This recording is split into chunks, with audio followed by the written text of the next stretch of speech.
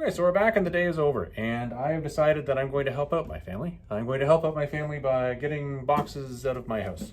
And that means it's a mail call. So sit back, everybody, and let's start going through these things. All right, so let's get through this. So I got two boxes here. One's a skinny little box, and one's a big fat box. I know what's in this one, I think. I think this one is an unknown, so we'll save this to last. But this one I know. I tell you, you guys have heard me talk about Frank before. I've bought things. I think I've even unboxed something of his before on my little Instagram channel here. And this will be all bronze books. What I like about Frank, and I will encourage all of you to deal with him, A, he's just a nice guy. That's always a positive thing. But B, what I like about it is he actually remembers his customers. So that's pretty cool, well packaged. He actually reaches out to me from time to time and says, hey, Rob, that's my name, by the way, Rob. I go by Tennessee Fats, but my name's Rob. He's like, hey, do you need this? And I'm like, because he remembers what I buy. And it's funny because he even jokes about it sometimes. Says, you know, I'll wait for you to get me a list instead of me telling you what you need. But quite frankly, I kind of need somebody that's actually aware of what I got. Look at that. Holy poop. Look at that. Yeah, I definitely know what this one is. This is, I'll tell you, years back, I had my original collection that I spent all of my teenage years collecting, and I decided to get rid of a bunch of them just to clean out space. So what I did was I kept all the books that I thought, okay, these are the keepers, the rest are the getawayers. Getawayers, by the way, is a technical term. And within that, I stupidly got rid of a giant run that I miss to this day. And Frank is actually helping me rebuild it. So I'm positive that's what this is. And let's see. Well, yes, okay. There's a Man Thing. It's a modern Man Thing. Again, Frank knows that I like Man Thing. I always like to put my Man Thing in the swamp. And this is a Spider Woman. I am actually building up pieces of a Spider Woman bit of a run. Yep, there's more Spider Woman there. Number 31, number 27, number 22, number 12. That's it. It's funny. There's a lot more interest going back into Spider Woman and the old Captain Marvel right now. Oh, and She-Hulk. Again, that's another run that I'm actually working on, building that back up. Marvel Presents the Guardians of the Galaxy. That's part of my Marvel Presents run that I'm starting to build up. Marvel 2-in-1, there you go. It's another Man Thing one. You know what? I think since I got this, I think I got this one again in another package I opened just the other day. Who cares? I could use a double. Another Spider one. It's got a boom sticker. That's on the bag, but that's weird. Anyway. And another the Infernal Man Thing. Ooh, Man Thing. And this is probably, no, we're still going to the Man Thing. No, number 4. This will be the first run, number 4. I don't have this yet, so I'm glad I have that.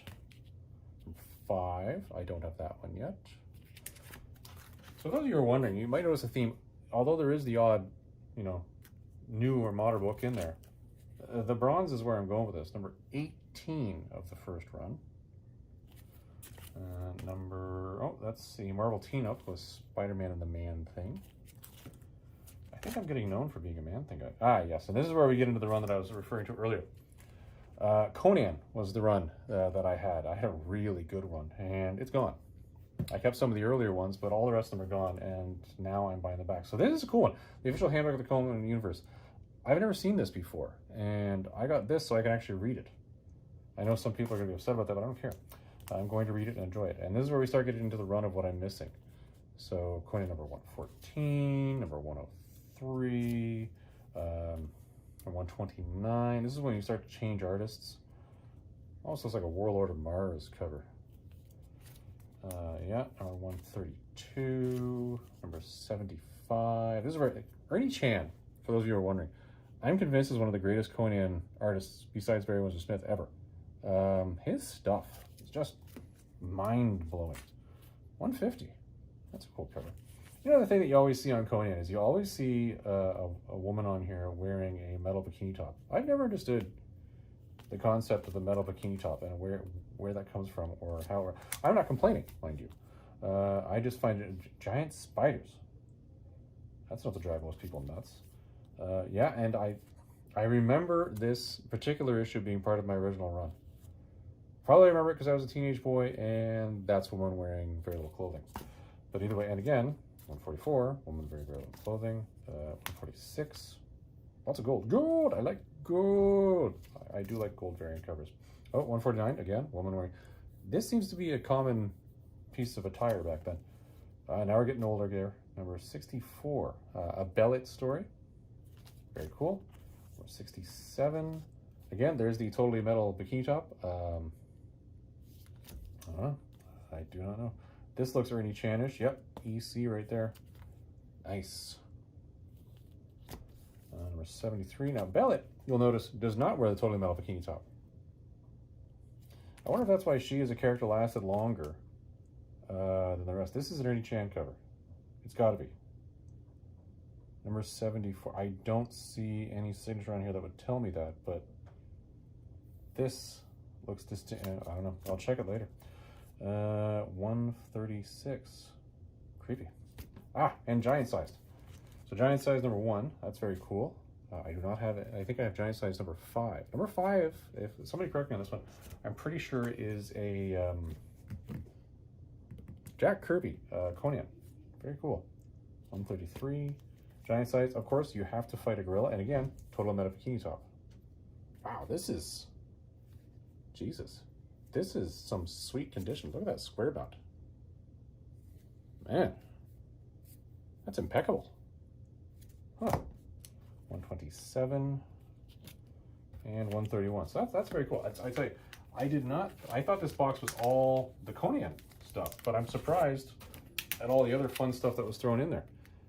So I'm going to be doing some, I guess some bagging and boarding, and I will read the modern ones. So that's pretty cool. That's a good, that was a good bunch of books. And you saw the way that it was packaged up in there. Well wrapped, in a safe box. I like that. So Frank, good job on that. So box number 2, this, I don't know. Let's see what we got in this one. Again, I'm using a knife on a box. There's comments inside. Some of you might cringe. What is this? I know what this is. I know what this is. Now, you're going to wonder, some of you are going to see this and go, what the fridge? It is an old Overstreet. Frank happened to have. I didn't know people collect Overstreets. Did you know that? Frank collects Overstreets. This was an extra he had. And this is, what year is this? Does it even tell you on the inside? I don't even know. Does it say? You know, I should be able to. So this is number 34. We're at number 50 now, so that takes us back 16. So this would be 2004, I'm guessing. 30. Oh, it's 30. This is not 34. This is 37. So 13 years back. That would take us back to 2007. 2007. Yeah.